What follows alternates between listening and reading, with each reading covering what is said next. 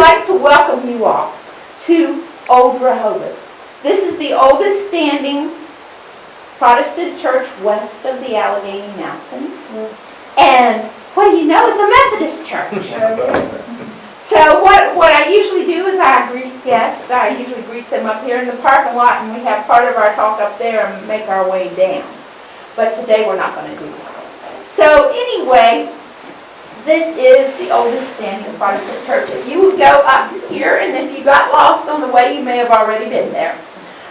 Go up to the top of the hill and make a left and continue east on Route 3. About 2 miles down the road, you will go through a little place called Keenan.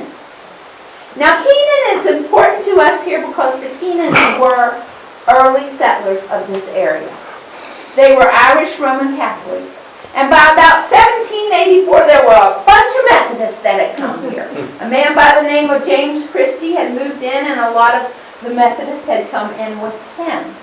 Now, they were meeting in their homes and having what they called Methodist Society meetings, which I don't have to explain to you. So, they also were meeting somewhere at a little schoolhouse near here, and I'm not sure where, but I think they maybe had even outgrown that. But the bulk of their meetings were in their homes. Well, Edward Keenan got to be friends with some of those Methodists. Wasn't too long till he became sympathetic to the Methodist movement. After that, he wrote a letter to Bishop Francis Asbury, and we know that's one of the first two bishops of Methodism. And he asked Asbury if he could donate some land for a church and a burial ground.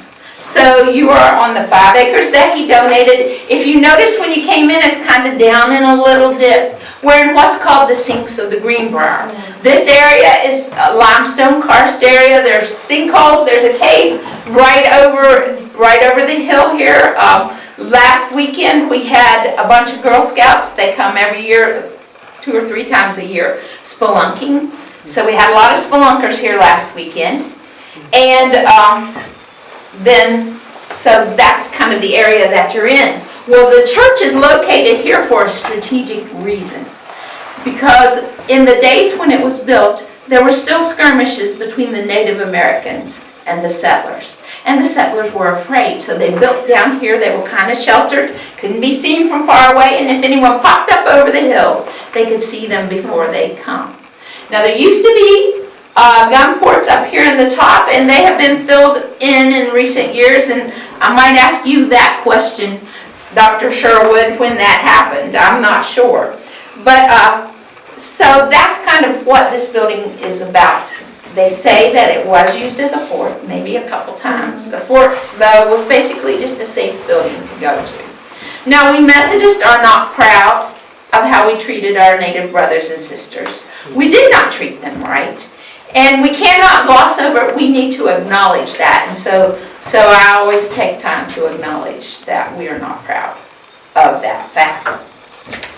So that's why the church is where it is. Now, if you look around too, you'll notice, hey, there's no fireplace, no chimney here. Well, they didn't want any smoke given away where they were. So they would have services, well, I'm getting ahead of myself. So anyway, that's where the church is, and that's how the church is located.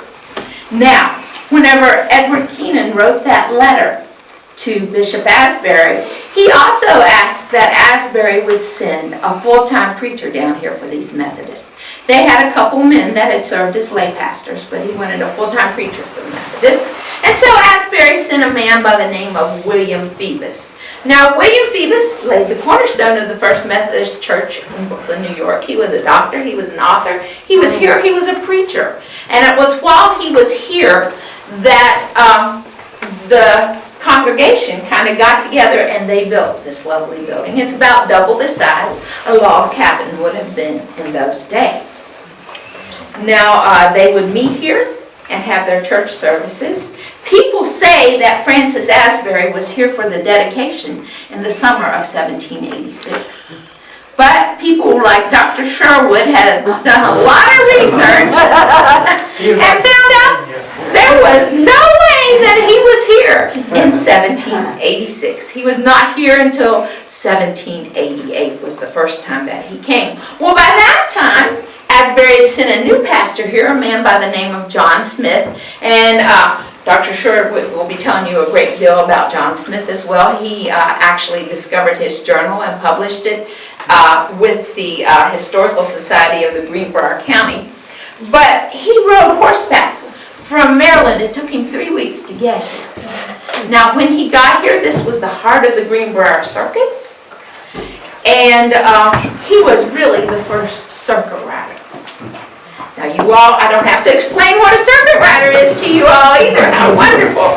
But the circuit rider would go from preaching point to preaching point. And in those days, most of the preaching points were just people's cabins. He would go to a cabin, people would gather in, he'd preach. He might spend the night, go to the next one. Sounds easy, but Dr. Sherwood's going to tell you just how hard it really was. Sometimes people would gather in and want to beat him up. So anyway, a circuit rider was a tough position in those days. So whenever Smith was here, he actually established the Greenbrier Circuit. And it included part of 4 present-day Virginia counties. All of Monroe County, West Virginia, present day, which is the county that you are in right now. All of present-day Greenbrier County, West Virginia, which is where you're going to be eating lunch. And then the southern part of Pocahontas County, which is my home county. But I'm from the northern end. It didn't go that far. So the circuit was so big that once it was well established, which was probably after Smith left, it would take a month to get all the way around that circuit. Well, when that started happening, they had church here on the first Sunday of the month, and they called it Rehoboth Day. But on Saturday night, people would gather out around on the grounds there, and they would camp. Then on Sunday morning, about 7 o'clock, they'd open these doors, and this is where I open the doors. This is where the people come into the church, actually. They'd open these doors, and the people would flood in here. Sometimes there was more people than you all here. In that case, sometimes there were people, this is why I said standing outside might be a little bit appropriate. There were times whenever people had to stand outside, and the preacher would stand there in the door, and he'd preach inside a little bit, and he'd preach outside a little bit. The men and the boys worshiped upstairs, and that's where the gun ports were. The girls and the women worshiped downstairs. Now, a second part of our Methodist history that we're not very proud of is how we treated the slaves. Later on, when the slaves began to come to church here, the white men and boys moved downstairs and the slaves worshiped upstairs. So this is where we're at. Now you might think the services went, and they went at least until 12:30, maybe even longer. Or maybe they were followed up by funerals and weddings. But you know, it was a long time in this church. And you might think, man, these benches are hard. So you wouldn't have fallen asleep. All but 2 of the benches, I'm told, are original. They tell me the front 2 are not, and I don't know if that's those front 2 or those front 2, but I can tell the folks on the second bench, that's the most uncomfortable one in here, because it's pitched forward. It's getting that way.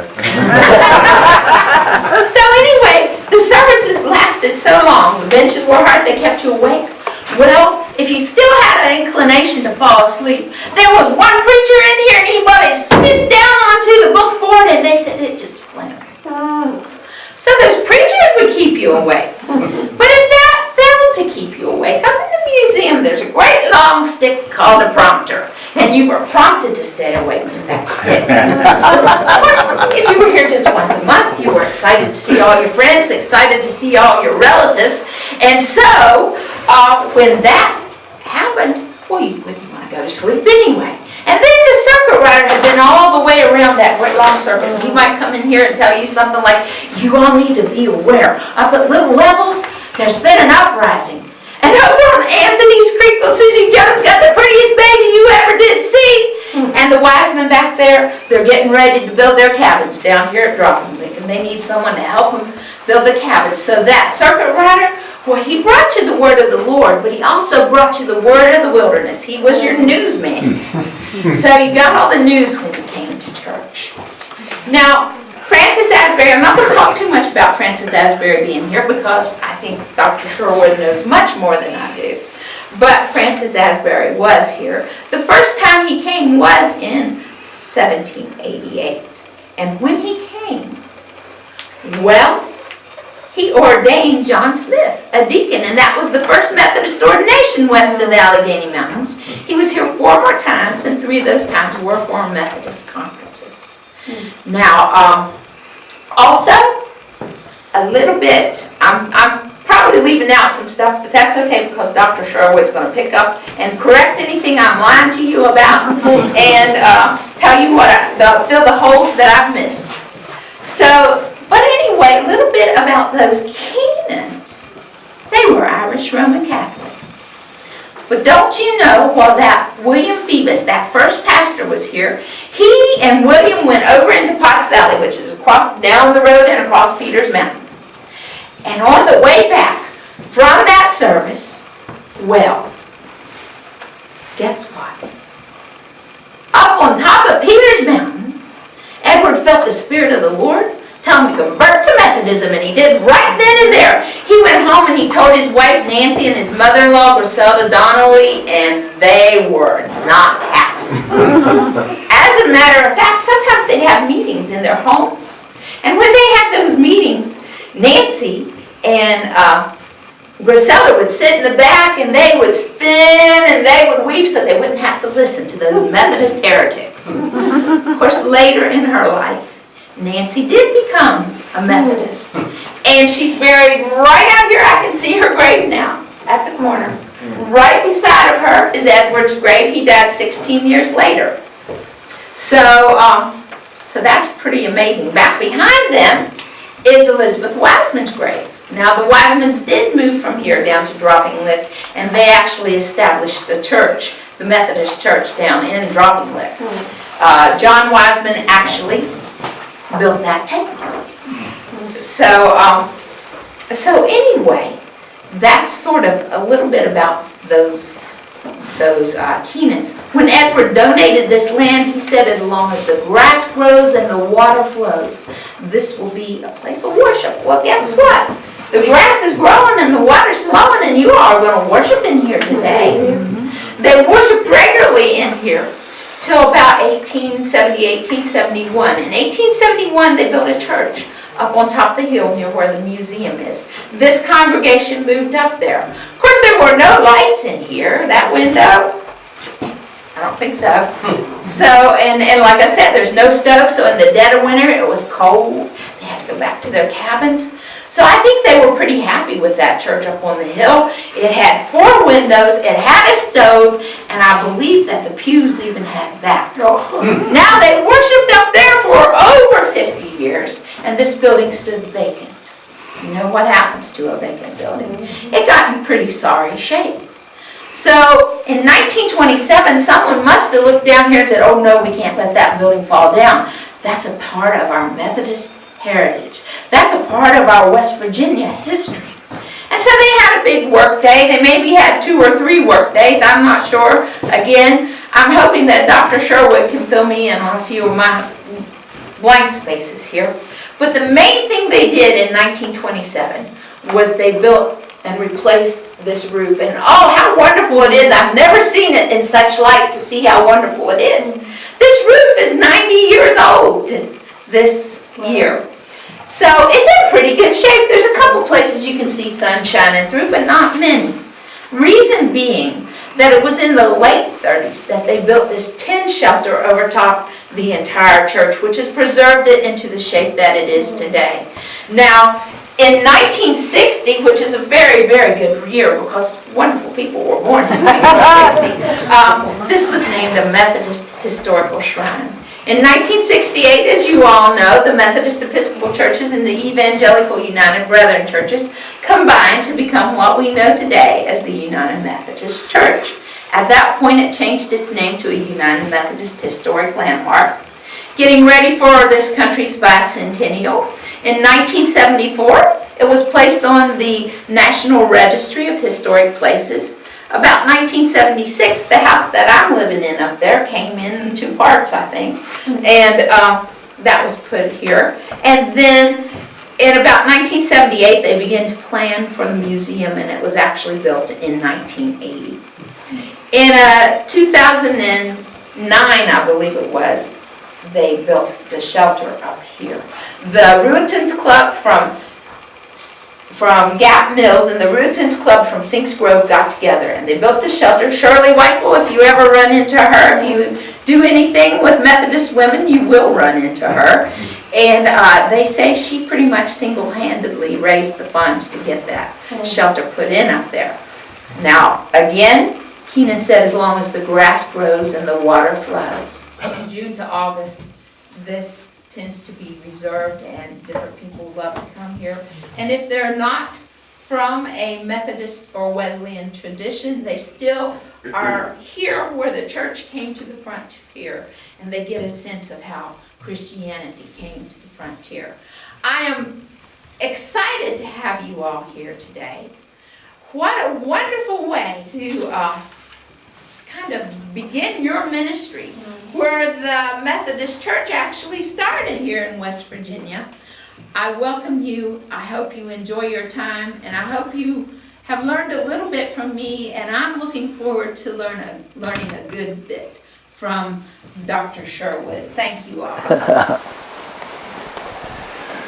In the book of Genesis, we read many thrilling stories of the past. One of them has to do with digging wells.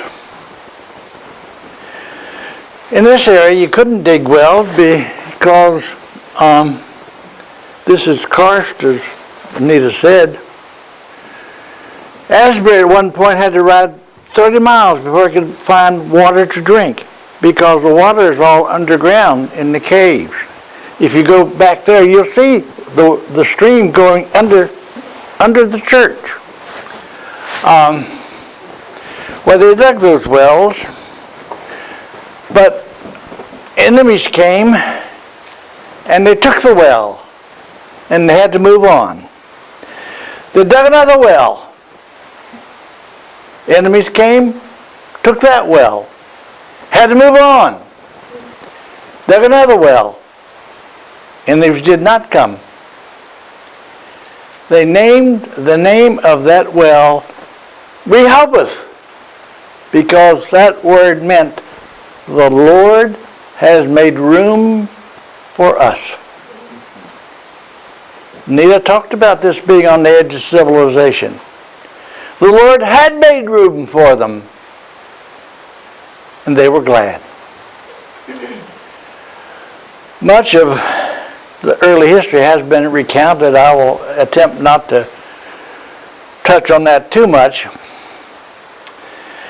However, I will begin to talk about how Asbury came and how John Smith came.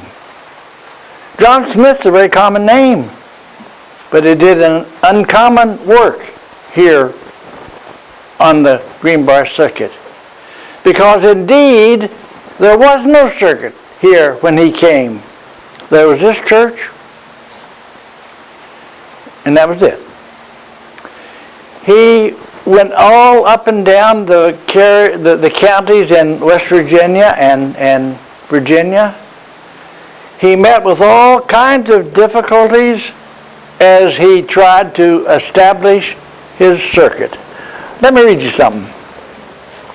He was over around Lewisburg at a place called James McClung. James McClung doesn't mean much to you. It means a good bit to me because he was my great-great-great-great-great-grandfather. So John Smith wanted to preach there. There was the first pastor of the Old Stone Presbyterian Church, as it now is called, was named John McCune. John McCune didn't want those Methodists getting into this territory. He wanted it all for himself. And so he tried to discourage John Smith from establishing the church. He said, well, better get to the right place. What he said. Wrote to James McClung's. the people assembled together to hear preaching. I took my text, and while I was in my introduction, Mr. McHugh stood up and opposed me, he said, for preaching the doctrine.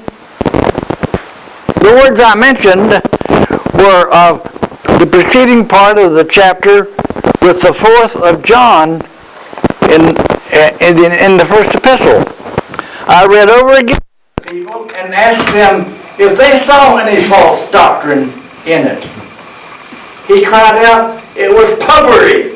And he flew to the table and snatched up my hymn book and said, I sung hymns which I readily showed him, from which he said that it was also rank popery. After blustering a while, he ordered me to resume my discourse. I told him I was not obliged to obey him. He said that if I did not, he would enter into a controversy with me. And I said to him, come on!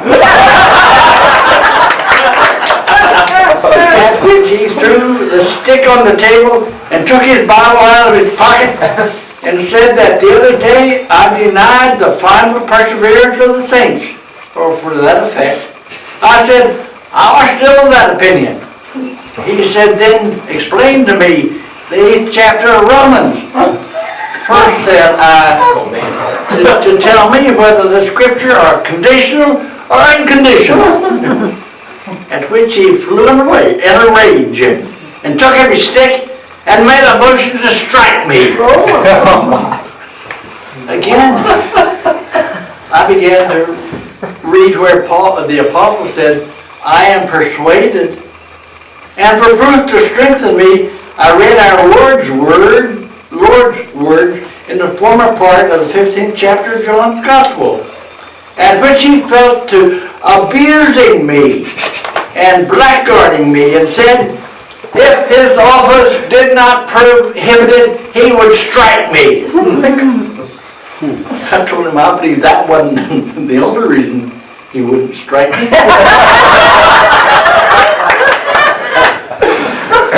I saw there was no purpose to argue with a madman. And so, at last I told people they could expect me to preach again in 2 weeks. At which he said he should stop, and he preached there. At which he said that I would stop him. The James McClung said he wouldn't stop anybody from preaching at his house. So, I kept the field, and he went off without shedding blood, which I every moment look for. Bless the Lord, O my soul. I am counted worthy to suffer for my master. Now we can beat that in your ministry. Let me know. This John Smith was really something. I'm not wise. He wrote this journal. I kept this journal. It was, I was reading a bibliography when I was in seminary out at Evanston, and discovered that the original was right there in the seminary. And I tried to find it. But nobody knew where it was. I worked in the library, and I decided to take some of the library's time and see if I couldn't find that thing. I went back into the safe. Wasn't there. But I got down on my knees, under the shelf, way far back. My hand hit something, and it was John Smith's journal. And this was shortly before I graduated. I came back to West Virginia. The librarian really trusted me because she sent it by express train to Petersburg. We transcribed it, and then later I had it published. It tells so much about what happened when early Methodists formed a circuit. It has lots of things that you don't find anyplace else. One, as Anita referred to, was the ordination here. Asbury said, well, I guess I could get to it, but he said that he came to Rehoboth in 1788, and he had a good group to the preaching. He had good, fine, as they called it, exercise in preaching. But he makes no reference at all to this ordination.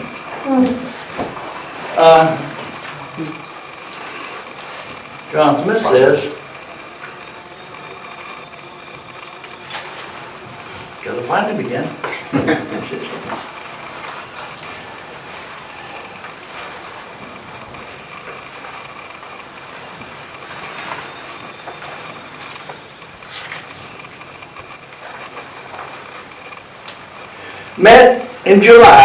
Met with Mr. Asbury and traveled with him through my circuit.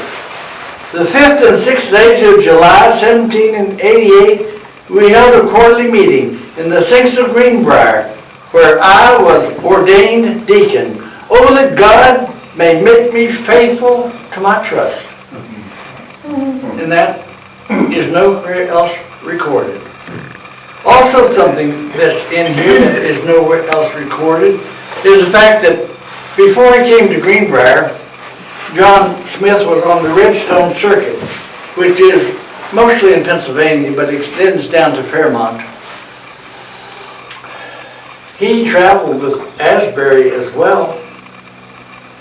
Asbury, in his journal, said, we may take a peek into the Indian lands. The Indian lands was Ohio.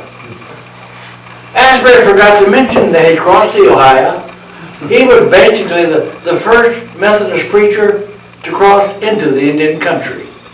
But he and John Smith and that Black Harry, who was the great black preacher, went over and set foot in the Northwest Territory. So that research is great stuff as you discover things that are not greatly known. Asbury was here on a number of occasions. He came in that 1788 time. He came again in 1790. It was a great time here. Then he came in 92 and had a conference. The way it worked back in the ancient days, you couldn't go even to an annual conference. They had basically regional conferences, and then they'd put it all together, put it in the minutes, and the appointments were made. So that Asbury had 3 conferences here.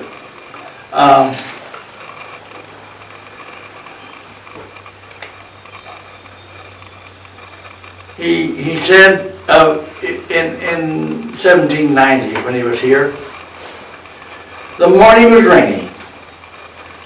Set out for the Sweet Springs, which is right down the road yonder, and preached on 1 Corinthians. A few of the gentry were kind enough to come and hear, and some were enraptured with the sermon, but it was like the subject. The 3 days following, I rested and was very unwell. He was always unwell, and how he stood up to those travels is beyond me. Rode to Rehoboth, where Brother Whitecoat preached, and Brother Jeremiah Abel, who at one point owned this land, and myself spoke after him. And the people appeared somewhat affected. Friday we had 20 miles to Greenbrier Courthouse. That's Lewisburg. So you know how far it is to Lewisburg, 20 miles. Here some sat as critics and judges. we had to ride 31 miles without food for man or horse, and to call at 3 houses before we could get water to drink. All this may serve to try our faith or patience. Then he went on, he was going up what is now the area of Route 219. From Lewisburg, he went to Frankfurt. There was a family of Watts who lived at Frankfurt. One of the sons became a local, became a circuit rider. Some very pointed things were delivered to parents and children from Genesis after being in public address from 10 till 2 o'clock. We rode in the afternoon 20 miles to the little levels of Greenbrier. That's Hillsborough. On my way, I premeditated the sending of a preacher to a newly settled place in Kanawha County. That's Charleston. It had just been established the year before. He tried to send preachers there, but that was something that failed. It did not take root then in 1790. We had to wait till 1804, and then it came from the Huntington area down to Charleston. But he tried. Shows that sometimes you try to do things, and you gotta move on. That was free, no charge for that.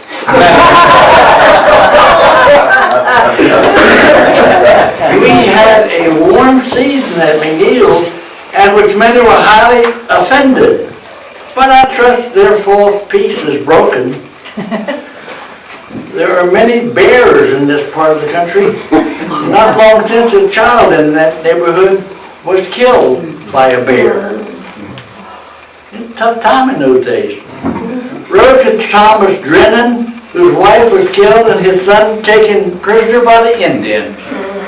Thomas Drennan dwelt at a place now known as Edray. I believe I never traveled such a path as I did this day as I rode over the mountains to reach Mr. Charles Nelson in Tiger Valley. Tiger Valley. Tiger Valley. We came down that way. You got to keep up and down those hills. They used to have the elevation of over 3,000 feet, but they took those signs down. I guess they didn't want to discourage you. I preached at Wilson's.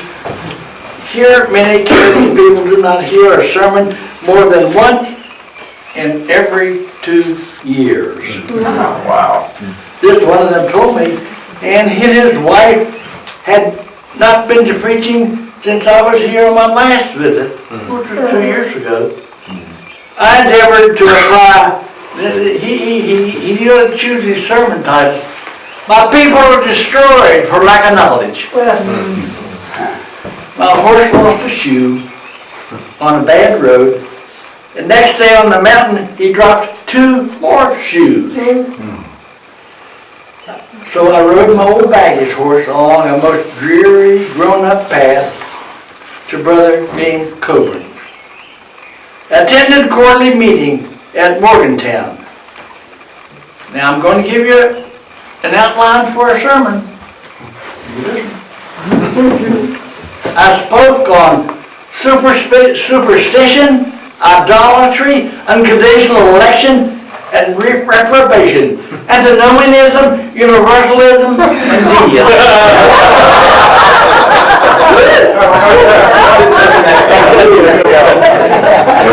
4 hours long. Didn't say whether anybody was asleep or not.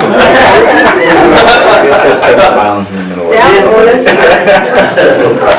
2 years worth of preaching. Yeah, all right. They're in Morgantown, preached on Matthew 25, and from verse 31 to the end. Brother Whitecoat also gave a sermon, and a Presbyterian minister too. So here we had in abundance. And it goes on, but you can get the flavor of a man who was committed and labored and did his work. Dr. Sherwood, in the beginning of the book, when he first starts talking about being in this neck of the woods, then, and he says the dissenting preacher was present. Oh, what? Who's the dissenting preacher? Who would he have referred to as a dissenting preacher? Okay. The state of Maryland had an established church. And the established church was basically the Episcopal Church. So if you weren't Episcopal, you were dissenting. Oh, And so it would have been, Asbury was dissenting himself. I wondered too if maybe it was the Presbyterian preacher that didn't want the Methodists in this neck of the woods. Maybe Somebody besides a Methodist is Yeah, really what right. he's saying. Beside an Episcopal, yeah.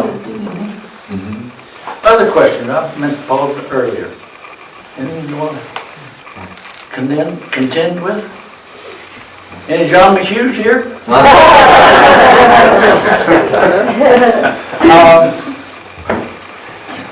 What time's getting to be? 10 to 11. It's, yeah, I got 13 till 11. Well, we better move on.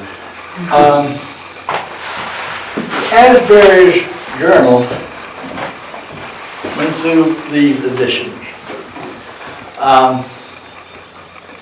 In 1790, while he was still alive, he died in 1815, he brought out part of it, and there is a copy of it, of that original, up at the Wesleyan Archives, that was owned by a man whom he ordained a local preacher by the name of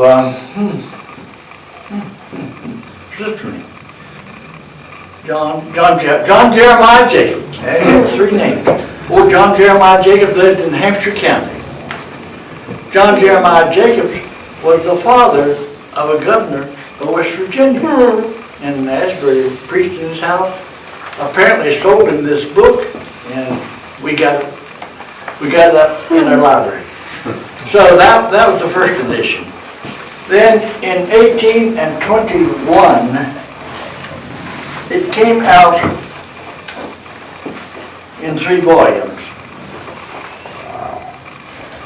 No notes, many people unidentified, many places unidentified, but at least it was available. That lasted for a while, and then in 1850, it was published again. Again, no notes, no identifications. And it pretty well been forgotten.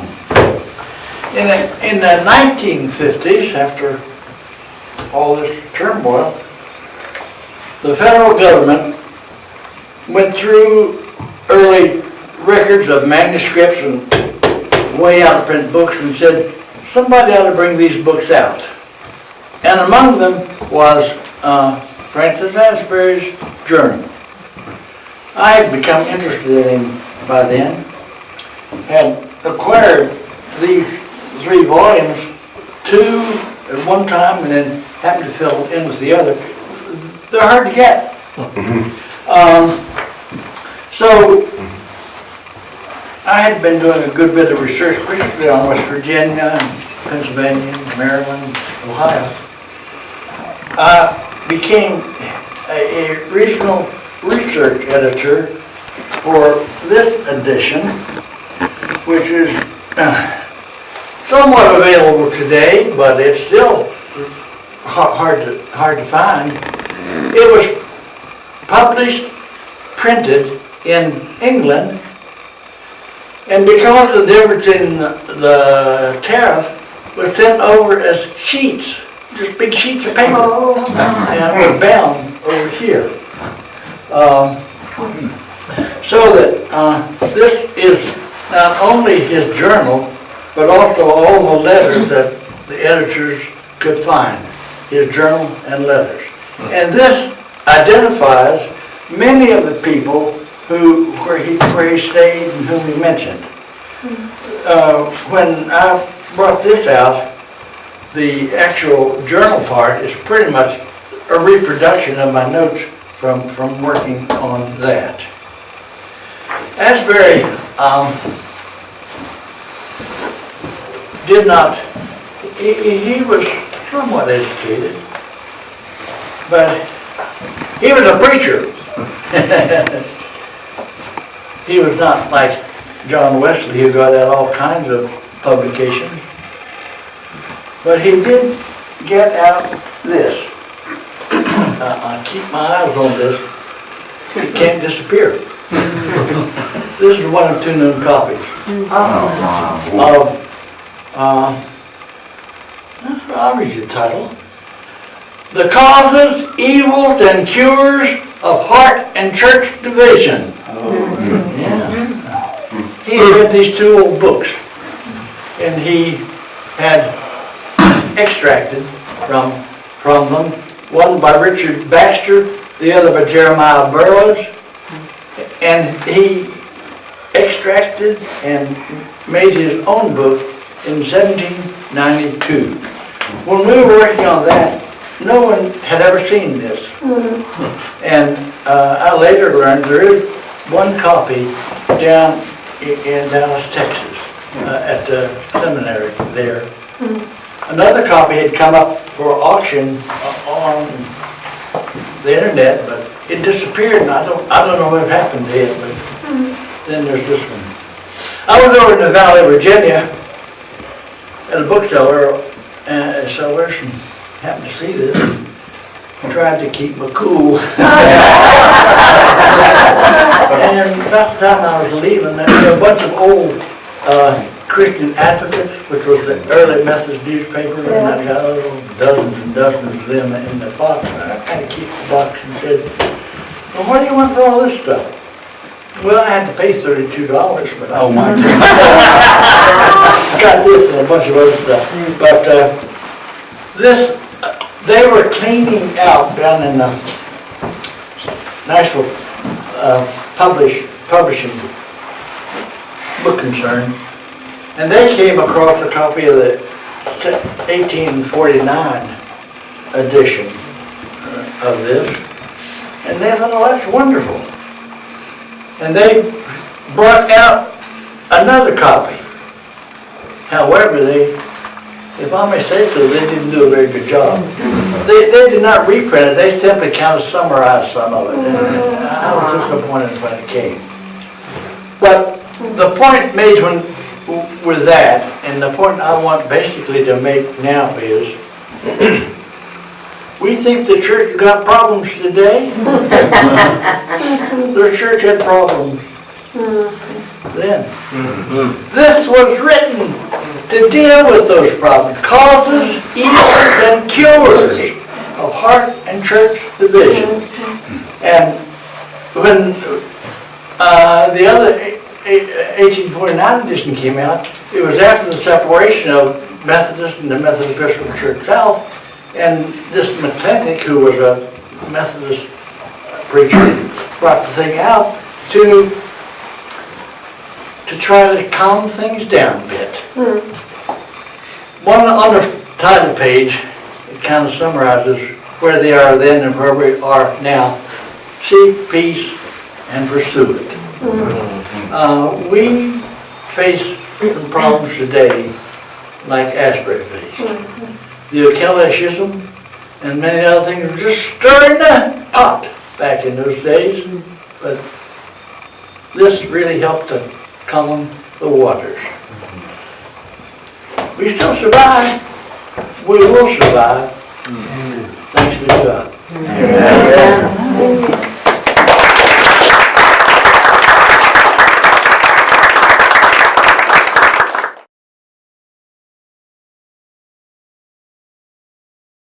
What was an annual conference like that would be here? Because, I mean, our annual conference probably doesn't do, we would be unfamiliar with it, but when we... Well, normally it was, they gathered the preachers who were nearby. In this Asbury journal, I copied from two journals, other journals I found, of people who were present. And they talk about it. The preachers who were fairly near would gather, they would sing, they would have communion. Asbury would be here, he would make appointments. They'd all feel good and right on. Okay. That's pretty much it. So it was like one day, a conference? No, several days. Several days? Yeah. And at least one occasion, they stayed at Edward Keenan's, had it at his house rather than here for something. I don't know why. But I think one of these preachers talks about that.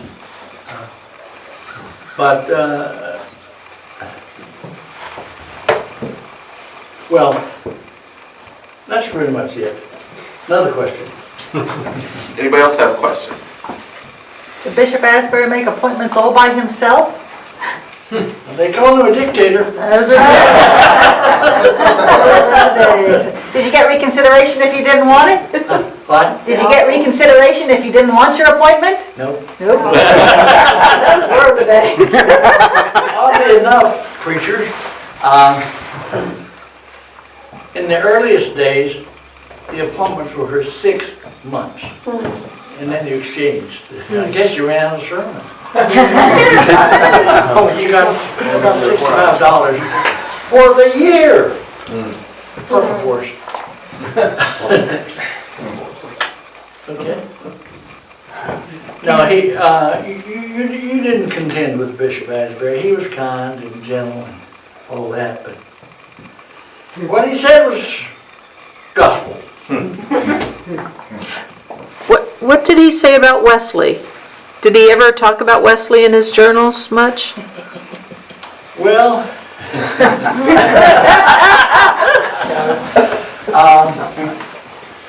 after the Christmas conference was around Christmas of 1785 and then into 1786. He tried to catch the fervor of the democracy in this country. Wesley wanted to appoint him as the general superintendent. He said, no, I won't be general superintendent unless the preachers vote me in. So they voted him in. As general superintendent. But just a short time thereafter, the word bishop came up. Brother Wesley did not like that. And there was a good bit of friction for quite some time about his taking over as bishop. He never went back to England. The Baltimore Conference took up enough money to give him an all expenses paid, but he was too busy to go. A Bishop Emery, later generations, went over, met with his parents, I don't know, bought or got letters that Asbury had written to his parents and brought them back, and they are, I don't know, maybe Drew, they're deposited someplace in this country, and they are also in the letters here. By and large, you see that there was a sense of independence in this country, and Asbury helped to foster that. Of course, he was suspect during the Revolutionary War. All the other preachers went back to England. He went to Brother White's in Delaware and basically just kind of preached around there because that was a state where you were allowed to be dissenting from the government. And then after it was over, he resumed his travels. Yes. Can you speak a little bit more to the issues that were dividing the church at that time? At this time? Uh-huh. Well, part of it had to do with, I guess, leadership, personality. They wanted, someone wanted to elect the presiding elders rather than have him appoint them. That was, and of course that came out later in the MP church in 1820s, when the lay people got more of the ruling power. But it had to do, I guess, quite frankly, with Asbury's personality, and the church lost a lot of members during the early 1790s because of the stuff that things were going bad. Can you talk about what daily life was like for a circuit rider? Tough. Yeah. There you go. They would, well, Asbury was the circuit rider, and he rode the wide circuit of America and went as far west as Illinois. He established the circuits by, like in West Virginia, Eastern Panhandle to the base of the mountain, then up over the edge of the mountain to Redstone Circuit, then up into the Northern Panhandle, then down the river to, he went to Parkersburg. They basically rode. They would attempt to set the meetings for the next time they would be around. But sometimes if the horse got lost, they just like you got car trouble. You can't make your appointment. But they basically would ride and then stay in the homes, then preach. There are very, very few churches. They preach either in the open or by the riverside or wherever. People would come together. They had quarterly meetings. Back in those days, were once a quarter. And because so many of them were not ordained or didn't have provision, the presiding elder, being an elder, had communion, and this would last for 2 or 3 days. The meeting would. Asbury was here for a quarterly meeting at least one time. So that life was travel from place to place. Attempt to extend the circuit. This John Smith helped to start not only the Greenbrier Circuit, but also the Clarksburg Circuit, and later the Ohio Circuit. He was in Northern Panhandle. He was the church extension man of his day, and ended up retiring in Delaware. And I don't know how his journal got back to Chicago, but it did. So that it was just a normally they divided the circuits on how long it took to get around. They called them 2-week circuit or 4-week circuit. The circuit rider usually had 1 day off a week, and he would try to get his washing done. Other question? What was their health like? Health? Did they die early? They got a lot of fresh air, yeah. A study was made about the early circuit riders, and the general consensus is they died early, or as Amber said, they got married and settled down, and and became local preacher. Yeah. Well, there are stories about how he loved children. Of course, he had, Oh, that was good. and the children were his. Well, that would endear him to a lot of people then. Right. But if you had a chance to read sections from the journal, he slept where there were fleas and cold and. And he left a place or two and went back out into the woods. Yeah. He didn't want to stay there. Okay. And up in Philippi,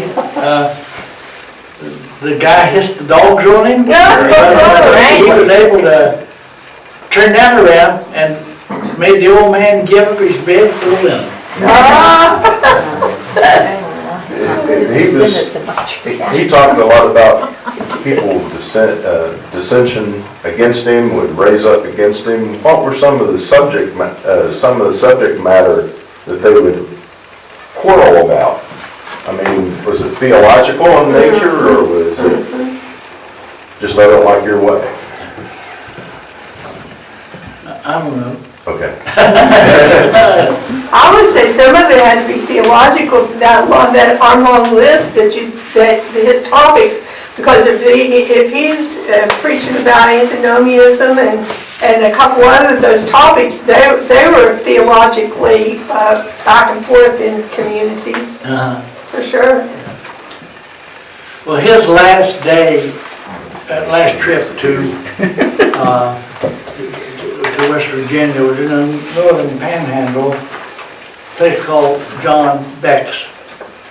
And in his journal, he gives a longer outline of the sermon he preached there than about any sermons he preached. It's kind of hard to follow, but it's a pretty, his title was, "The Time is Short." And he talked about how people didn't realize how short the time was that they did. But then he ended by saying, "Christians rejoice, the time is short. You don't have to bear these troubles forever and ever." All right. Interesting. Great. Thank you. All right, thank you so much.